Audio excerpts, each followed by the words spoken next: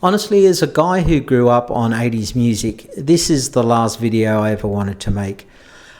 I'm really torn here. I love K-pop, I love the energy, and I love the talent, but I can't sleep at night ignoring the cost. We're watching kids with stars in their eyes get fed into a machine that, in my opinion, is nothing short of child abuse. It's corporate greed, plain and simple, trading the suffering of children for a stock price.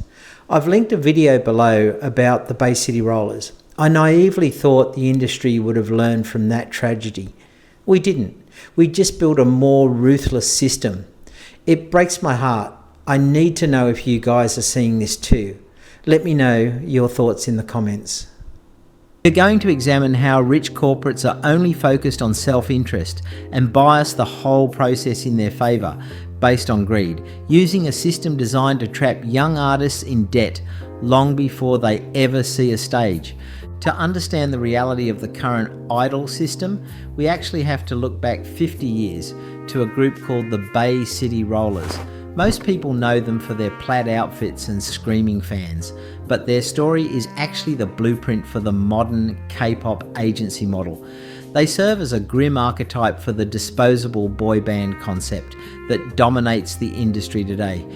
In the 1970s, the Bay City Rollers were controlled by a manager named Tam Payton. Payton didn't just manage their schedules. He operated with a totalitarian level of control that is identical to what we see in K-pop agencies today. He dictated their clean-cut image to the public while subjecting them to a dark reality behind the scenes. He exploited their youth and their dependency on him to maintain power. The most shocking parallel, however, is the financial theft. The Bay City Rollers sold an estimated 120 million records. They generated massive global revenue, yet the band members were left effectively penniless. The money was siphoned off by management and the record label through management fees and opaque accounting. They spent decades in a legal battle against Arista Records just to recover unpaid royalties. This is exactly where we find ourselves today with the modern K-pop trainee system. Current K-pop operates on an industrial factory model. Young recruits, often minors, enter a rigorous training system that strips them of personal agency. While there have been some reforms like the 7-year contract limit, the term slave contract persists for a reason. Agencies bind trainees to exclusive long-term agreements that legally empower the company to control the trainee's private life. This includes dating bans, strict diets, and the confiscation of personal phones. But the most effective tool of control isn't the dating ban, it is the debt. Unique to K-pop is the trainee debt model. Agencies calculate the cost of training, housing, plastic surgery, and food, and they log this as a debt the artist owes. Consequently, a group can debut and work for years without earning a single cent of personal income, because all the revenue goes toward paying back the company first. Let's look at how this math actually works in practice, using the specific case of the girl group Luna and their agency, Blockberry Creative. This is a perfect example of what we can call the impossible math trap. According to reports and legal filings, their contract had a specific split for revenue and expenses. The revenue was split 70-30, favouring the company. So for every dollar they made, the company took 70 cents and the girls' pot got 30 cents. However, the contract split the expenses 50-50. This seems like a bad deal, but it's actually worse than that. It is a mathematical weapon, because the company was taking 70% of the money off the top, but the girls were responsible for paying 50% of the bills from their smaller share. Their debt grew faster than their earnings. Even when the group was selling well, the expense pile, which the girls had no control over, was always higher than their 30% cut. It was a system designed so they would never be paid, no matter how famous they got. Just like the Bay City Rollers, who generated millions but saw none of it, these girls were trapped in a cycle where success actually increased their debt. This exploitation often starts even before the official debut. We see this in the pay-to-play model used in survival shows. A prime example is the case of Daisy from the group Momoland. Daisy revealed that the survival show Finding Momoland which supposedly formed the group, was not only rigged but also a financial trap. The members were forced to pay for the production costs of the show themselves. Daisy claimed she was billed roughly $60,000. That's about 70 million Korean won as her share of the show's production.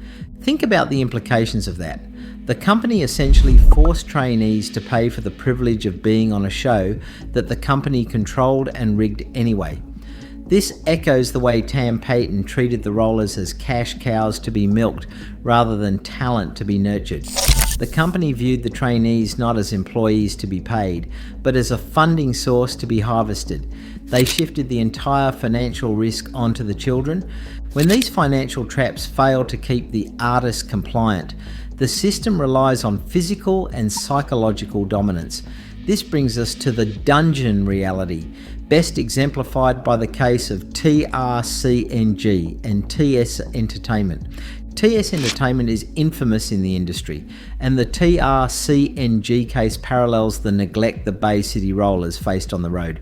Two members of the boy group TRCNG sued for contract termination, citing child abuse. They revealed a living situation that can only be described as squalor.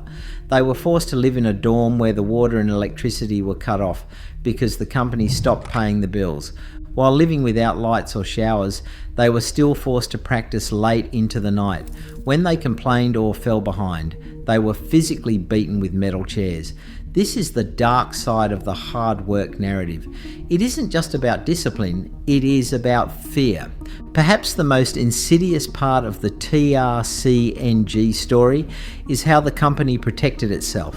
The parents of the other members of the group actually sued the whistleblowers. It suggests the company pressured these families, weaponizing them against each other to protect the corporate interest. This abuse of power mirrors Payton's tactics with the Rollers, where he used his position to psychologically and sexually abuse members, exploiting their youth and dependency. Comparing these two eras, the 1970s West and the current K-pop East, demonstrates that the exploitation of young artists is not a cultural anomaly.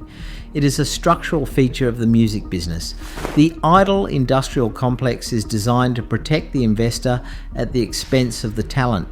The surplus of trainees allows companies to view artists as disposable products.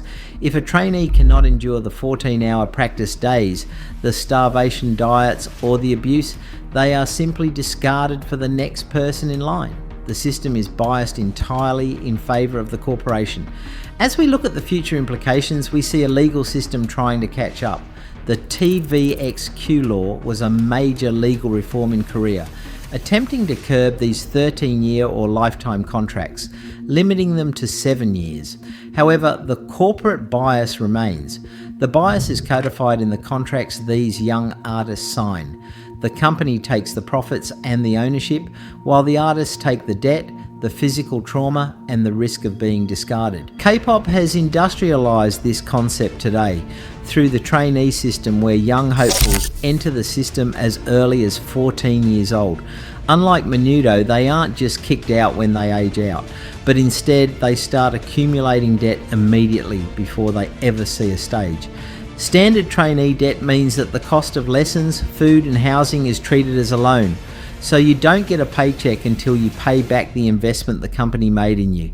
Industry estimates suggest that debuting a single K-pop group can cost upwards of $7.5 million, which is a massive bill to hand to a group of teenagers. While the big four agencies in Korea, known as HYBE, SM, JYP and YG, have largely moved away from trainee debt for their debuted groups.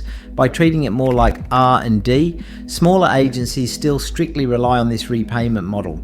This echoes the nightmare of New Edition in 1984, where after a #1 album, Candy Girl, and a major tour, the 5 members were dropped off back at their housing projects in a limousine. They were handed their earnings for the entire run, and each member received a check for exactly $1 $1.87. Whether it is a $1.87 check in Boston in the 80s or a debt balance in Seoul today, the mechanism remains the same because the cost of being famous is passed down to the child while the profit stays with the executives.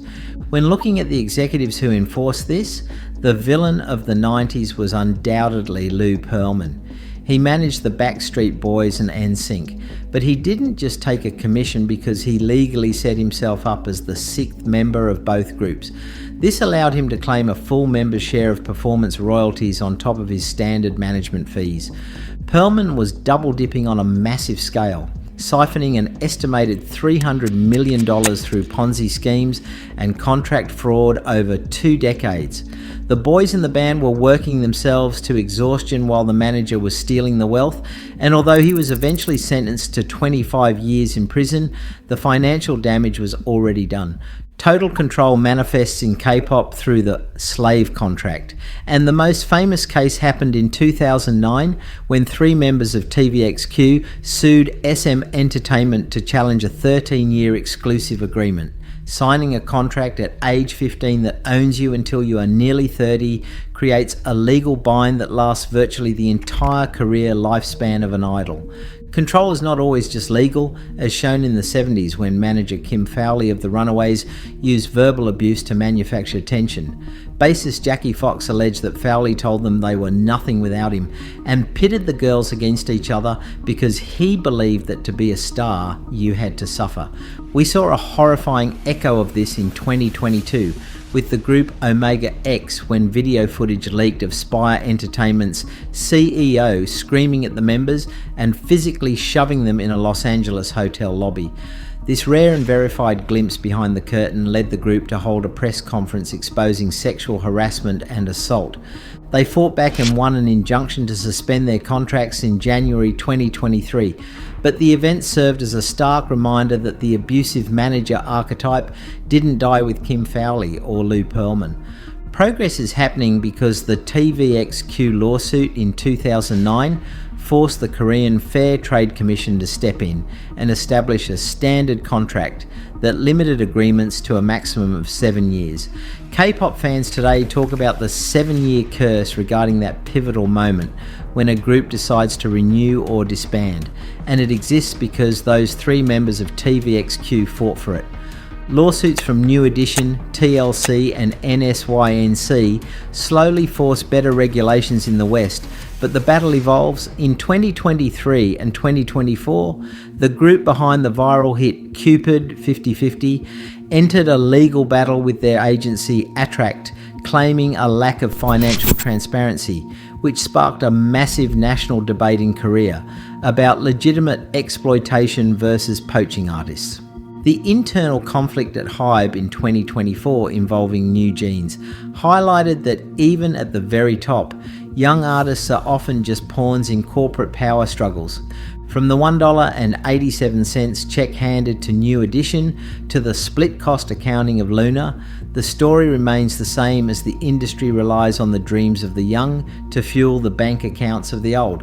The contracts change and the regulations tighten, but the exploitation finds a new loophole.